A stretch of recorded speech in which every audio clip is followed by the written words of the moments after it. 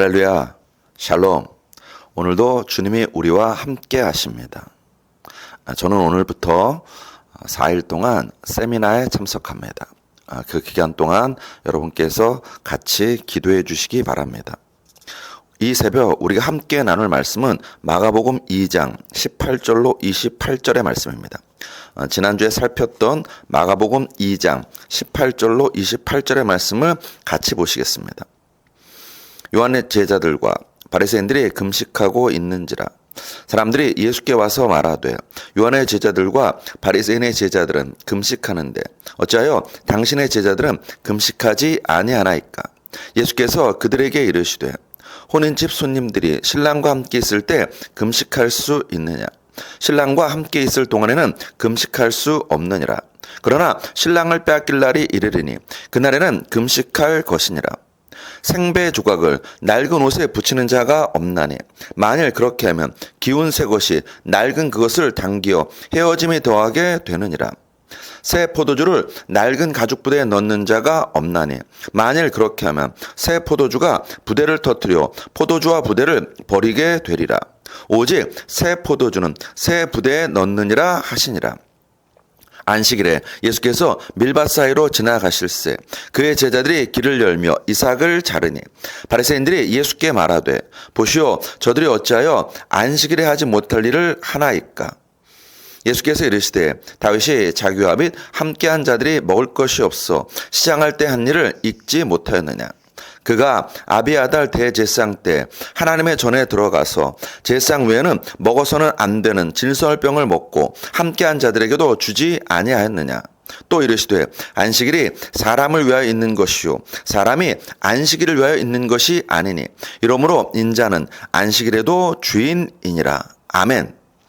이 말씀에 근거하여서 바리새인의 실패 두 번째 시간을 갖도록 하겠습니다. 오늘 본문은 예수님과 바리새인들의 논쟁이라고 말씀드렸습니다. 18절부터 22절까지가 금식에 관한 논쟁이고 23절부터 28절까지가 안식일에 관한 논쟁이라고 이미 한 차례 말씀드렸습니다. 이 논쟁의 기초에서 우리가 바리새인에 대해 살피고 있습니다.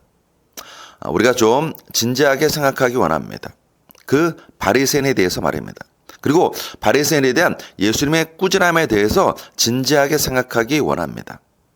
왜냐하면 오늘날 현대 교인들을 일컬어서 바리새인이라고 비판합니다. 이 시대 교회와 교인들의 모습이 바리새인을 닮았다고 하는 것입니다. 지난주에 바리새인들의 문제가 뭐라고 했는지 기억나시나요? 첫 번째, 바리새인들이 경건의 모양은 있으나 경건의 목적을 상실한 것이 문제라고 지난주에 살폈습니다. 오늘은 두 번째 문제에 대해서 살펴보기 원합니다. 둘째로 바리새인의 문제는 뭐냐면 경건의 다양성을 인정하지 않는다는 것입니다. 가끔 그런 분들을 만납니다. 자신의 종교적 체험을 절대화하는 분들입니다. 큐티를 열심히 하는 분이 있습니다. 그것까지는 좋습니다. 그런데 이분이 큐티 안 하는 사람들을 불경건한 사람 취급합니다. 바른 태도일까요? 하루에 1시간 또는 2시간씩 기도하는 분이 있습니다. 본받을 만합니다. 그런데 이분이 2시간 기도 안 하는 사람을 죄인 취급합니다. 하나님이 기뻐하실까요? 본문의 바리새인들이 이랬습니다. 열심히 금식하고 안식일을 지키는 것까지는 본받을 만합니다. 그런데 그것을 가지고 사람들을 정죄했습니다. 본문 23절로 24절. 안식일에 예수께서 밀밭 사이로 지나가실새 그의 제자들이 길을 열며 이삭을 자르니 바리새인들이 예수께 말하되 보시오 저들이 어찌하여 안식일에 하지 못할 일을 하나이까? 사실 이 상황은 문제될 것이 없습니다. 신명기 23장 25절에 내 이웃의 곡식밭에 들어갈 때는 내가 손으로 그 이삭을 따도 되느니라. 그러나 내 이웃의 곡식밭에 낫을 대지는 말지니라. 율법에 따르면 낫으로만 베지 않는다면 배가 고플 때 이삭을 먹어도 됩니다. 더구나 예수님 말씀처럼 다윗은 제사장만 먹는 것을 먹었습니다. 이는 율법으로 따지면 결코 해서는 안 되는 행동입니다. 그러나 하나님께서는 이해하셨습니다. 예수님과 제자들의 행동은 그것에 비하면 아무것도 아닙니다. 그런데 왜 바리새인들은 예수님을 공격할까요?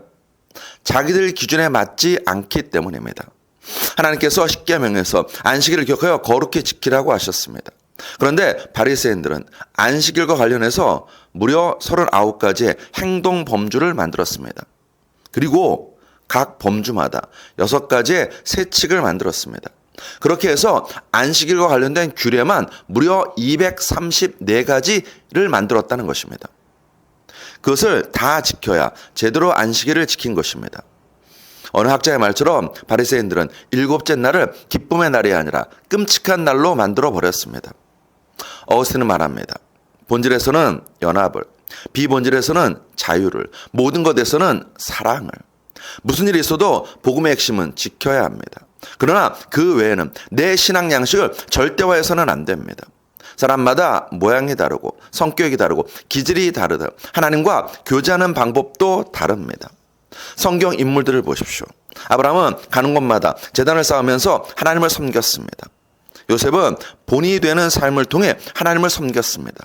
여호수아는 영적 전쟁을 통해 하나님을 섬겼습니다. 다윗은 수많은 시편을 통해 열심히 찬양함으로 하나님을 섬겼습니다. 아들 솔로몬은 일천번제라는 헌신을 통해 하나님을 섬겼습니다. 다니엘은 규칙적인 기도 생활로 하나님을 섬겼습니다. 침례 요한은 금욕적인 삶으로 하나님을 섬겼습니다. 바울은 선교와 성경 집필로 하나님을 섬겼습니다. 성경의 수많은 인물들이 각기 다른 방법으로 경건 생활을 이어갔습니다. 물론 이들이 기도만 한 것 아닙니다. 시편만 노래한 것도 아닙니다. 성경 묵상도 하고 기도도 하고 찬양도 하고 금식도 했습니다. 그러면서 자신이 특히 더 집중해서 한 것이 있었습니다. 왜냐하면 그것이 자신의 영적 기질에 잘 맞았기 때문입니다.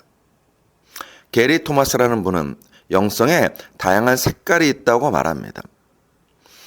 자연을 통해서 하나님을 사랑하는 자연주의 영성, 오감으로 하나님을 사랑하는 감각주의 영성, 의식과 상징으로 하나님을 사랑하는 전통주의 영성, 아마 카톨릭이 대표적일 것입니다.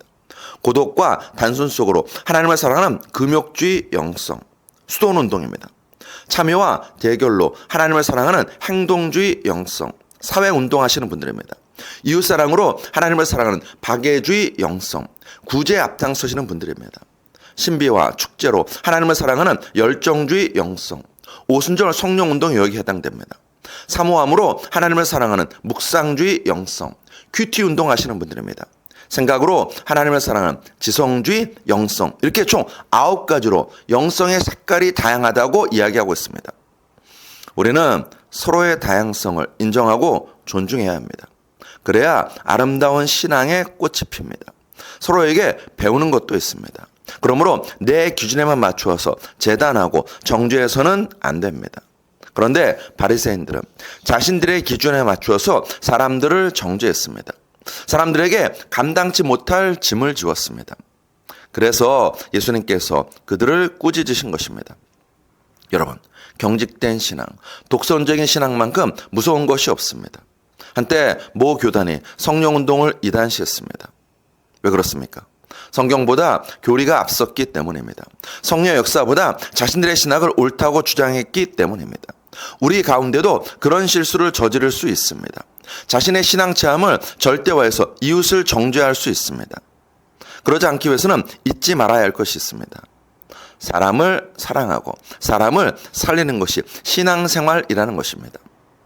하나님께서 안식일을 왜 주셨습니까? 인간을 얽어매려고? 하나님께 쉼이 필요해서? 아닙니다. 사람을 위해서입니다. 출애굽기 20장 8절로 10절. 안식일을 기억하여 거룩히 지키라. 엿새 동안은 힘써 내 모든 일을 행할 것이나 일곱째 날은 내 하나님 여호와의 안식일인즉 너나 내 아들이나 내 딸이나 내 남종이나 내 여종이나 내 가축이나 내 문 안에 머무는 객이라도 아무 일도 하지 말라. 바리새인들은 안식일을 기억하여 거룩히 지키라만 보았습니다. 이 부분이 중요한 만큼 뒷부분도 중요합니다. 뒷부분에 왜 그런 말씀을 하셨는지 목적이 나옵니다. 너나 내 아들이나 내 딸이나 내 남종이나 내 여종이나 내 육축이나 내 문 안에 유하는 객이라도 아무 일도 하지 말라. 여러분, 주인만 안식하는 것이 아닙니다. 남종도 여종도 육축도 문 안에 유하는 객도 안식하라고 나옵니다. 고대 사회에서 남종과 여종은 사람 취급을 못 받았습니다. 주인은 쉬어도 이들은 쉴 수 없었습니다. 동물보다 더 혹독하게 일해야 했습니다. 그런데 하나님은 안식일을 제정하심으로 사람들에게 안식을 주십니다. 특히 사회적 약자들에게 안식을 주십니다. 사회적 약자뿐만 아니라 육축과 개까지 안식을 주십니다. 하나님은 사람을 사랑하시기에 안식일을 제정하신 것입니다. 사람을 살리고 보호하기 위해 안식일을 제정하셨습니다. 안식일을 복준다는 것도 그날로 인해 안식할 사람을 복준다는 것입니다. 하나님 안에서 참된 평화와 자유를 맛보게 하신다는 것입니다. 바리새인들처럼 234가지나 되는 규례를 만들어서 사람을 얽어매는 것은 하나님의 뜻이 아니라는 것입니다. 예수님께서 이와 같은 하나님 아버지의 뜻을 명확히 밝히십니다. 본문 27절.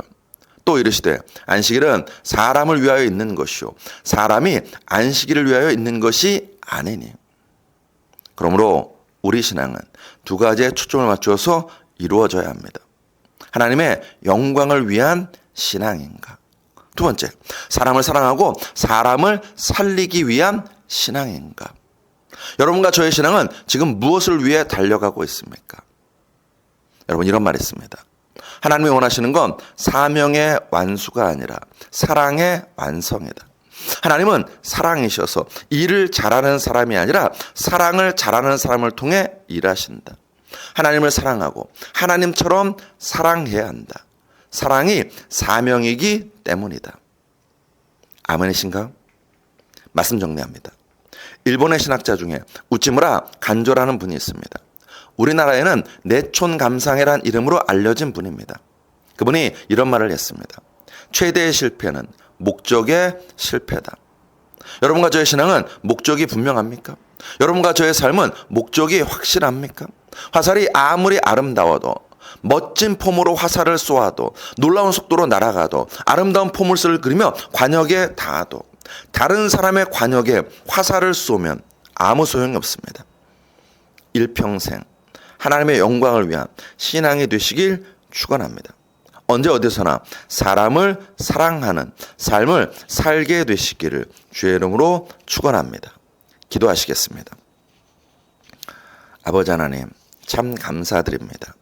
날마다 새벽을 깨우게 하여 주시옵시고 우리에게 말씀을 주시고 그 말씀 붙잡고 기도하게 하여 주시오니 참으로 감사드립니다. 본질에서는 연합을, 비본질에서는 자유를, 모든 것에서는 사랑을, 이 외침이 우리의 삶에, 우리의 신앙에 적용될 수 있도록 은혜 베풀어 주시옵소서. 복음이라는, 예수라는, 성경 말씀이라는 이 본질을 붙잡고 모든 사람을 사랑하고 그 사랑함을 통해서 하나님께 영광 돌려드리는 사랑의 사도들이 다 될 수 있도록 역사하여 주시옵소서. 사명에 정신없어서 사랑을 잃어버리는 자가 아니라 그 사명의 자리에서 하나님이 만나게 하신, 하나님이 붙여주신 사람들을 사랑하는 우리 되게 하여 주시옵소서. 하나님을 사랑하고 하나님처럼 사랑하는 오늘 하루, 이번 한 주 될 줄 믿습니다. 예수 그리스도로 감사하며 기도드렸사옵나이다. 아멘.